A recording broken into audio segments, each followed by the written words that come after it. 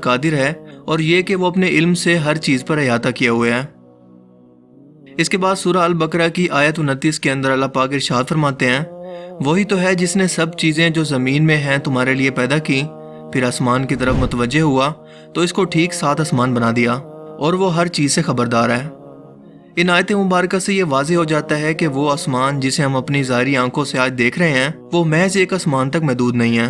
بلکہ بالکل اسی طرح کے اور اسی سے ملتے جلتے 7 آسمان یا کائناتیں موجود ہیں جو ہماری نظروں اور سوچ سے بہت بہت دور ہیں۔ بالکل اسی طرح سے 7 زمینوں کا بھی ذکر کیا گیا ہے جو ایک صاحب عقل شخص کے دماغ میں یہ سوال ضرور پیدا کر سکتی ہیں کہ طے بطے 7 آسمانوں سے اور 7 زمینوں سے دراصل مراد کیا ہے؟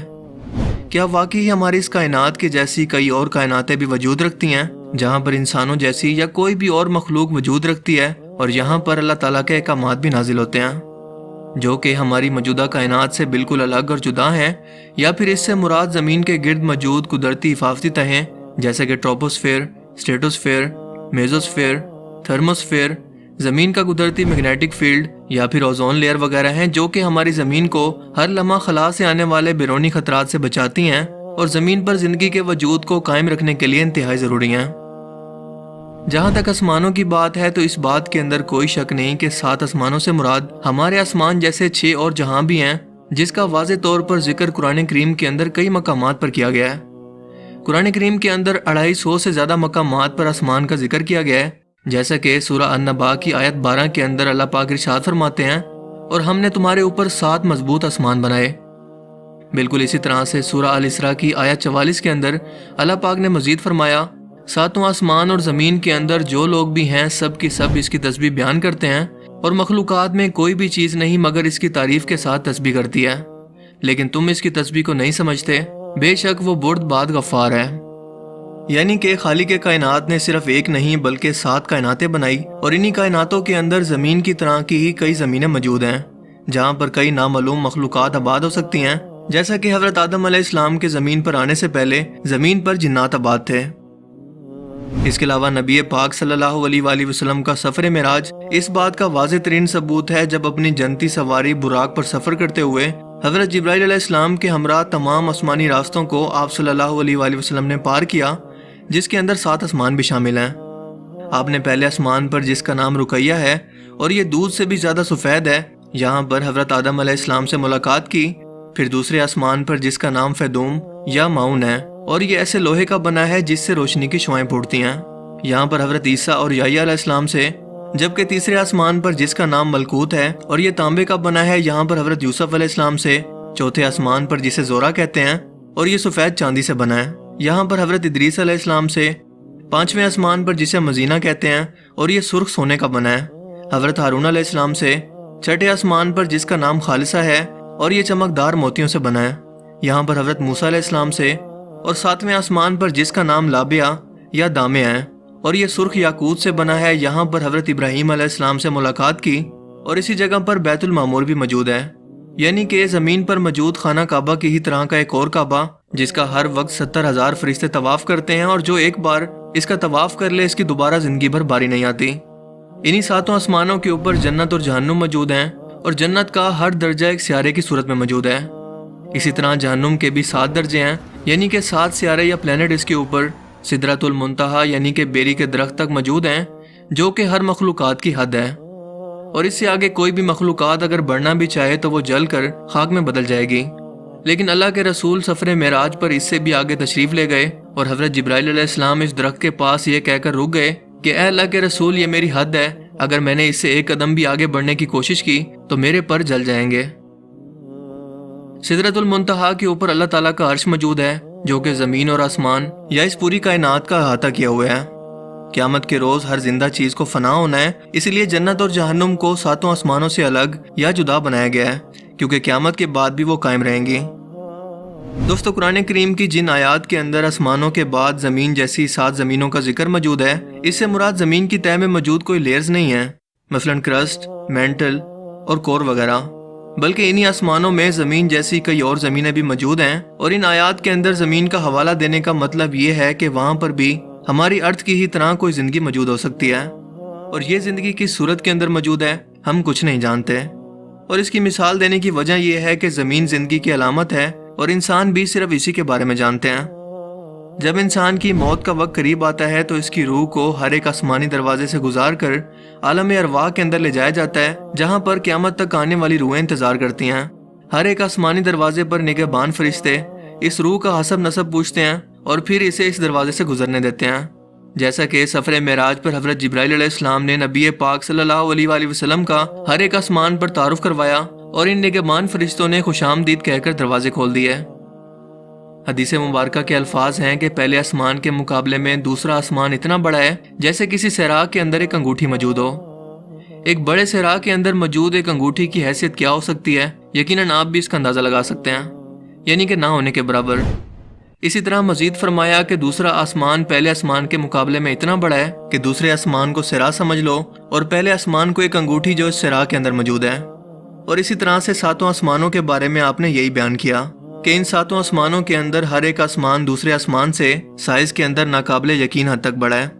جس کے اوپر اللہ کا عرش موجود ہے، اور اللہ کا عرش اتنا بڑا ہے کہ 7 آسمان اس کے سامنے صحرا میں پڑی ہوئی ایک انگوٹھی کے سائز کے برابر ہیں۔ اسی بات کو آج سائنس ملٹی ورس تھیوری کہہ کر کچھ اس طرح سے اس کی وضاحت کرتی ہے کہ ہماری اس کائنات جیسی کئی اور کائناتیں بھی موجود ہیں جو ایک دوسرے سے جدا اور الگ الگ ہیں۔ اس پر دنیا کے سبھی سائنٹسٹ یقین رکھتے ہیں، جسے مشہور کوسمولوجسٹ ڈاکٹر ایلن گوتھ نے نومیریکل کیلکولیشن سے ثابت کیا اور بتایا کہ جس کائنات کو ہم اب تک سب کچھ سمجھ رہے تھے وہ دراصل ہماری اس پوری کائنات کا ایک چھوٹا سا ٹکڑا بھی نہیں ہے، جسے ہم آبزرویبل یونیورس کہتے ہیں، بلکہ اصل کائنات یعنی کہ نان آبزرویبل یونیورس اس کے مقابلے میں 3 × 10 کی پاور 23 ٹائمز گنا بڑی ہے، یعنی کہ ایسی کائنات جسے ہم نہ تو دیکھ سکتے ہیں، نہ ہی اس کا مشاہدہ کر سکتے ہیں، اور نہ ہی کبھی اسے دیکھ پائیں گے۔ آبزرویبل یونیورس جس کا ہم اب تک مشاہدہ کر پائے ہیں، اس کا سائز ہے 46.5 بلین لائٹ ایئر، جسے اگر ڈاکٹر ایلن کے مطابق ایکچوئل یونیورس کے سائز یعنی کہ 3 × 10 کی پاور 23 سے ملٹیپلائی کریں تو پہلے آسمان کا اصل سائز سامنے آتا ہے، جو کہ 4.28 × 10 کی پاور 23 بنتی ہے، یعنی کہ ایک آسمان سے دوسرے آسمان تک کی دوری، جہاں تک پہنچنے کا وقت ناپنے کے اندر شاید وقت کا پیمانہ ہی کم بڑھ جائے، جہاں تک انسان پہنچنے کا تصور بھی نہیں کر سکتا، بلکہ حقیقت تو یہ ہے کہ وہ اپنے قریب ترین چاند پر بھی جانے کے قابل نہیں ہو سکا۔ 7 آسمانوں پر پہنچنے کے بارے میں سوچنا تو کسی بے وقوفی سے کم نہیں۔ کائنات کی وسعت اللہ تعالیٰ کی بے پناہ قدرت کی نشانی ہے کہ اس قدر پاور اور ٹیکنالوجی کے حصول کے باوجود انسان پہلے آسمان تک کا سرا تک نہیں ڈھونڈ پائے۔ خود قرآن کریم نے چیلنج کیا ہے کہ انسان آسمان اور زمین کے دائرے سے باہر نہیں نکل سکتا جہاں تک اس کی حد مقرر ہے۔ دوستو، کسی چیز کا آنکھوں سے نظر نہ آنا اس بات کی دلیل نہیں ہے کہ وہ چیز دراصل موجود ہی نہیں ہے، کیونکہ ہماری اس دنیا کے اندر بھی بہت ساری ایسی چیزیں ہیں جنہیں ہم نہ تو دیکھ سکتے ہیں اور نہ ہی چھو سکتے ہیں، لیکن وہ حقیقت کے اندر موجود ہیں، اور ہم ان چیزوں کو صرف اس لیے مانتے ہیں کہ یہ ہمارے مشاہدے کی چیزیں ہیں اور ہم مشاہدے کا انکار نہیں کر سکتے۔ مثلا gravity, dark matter, dark energy,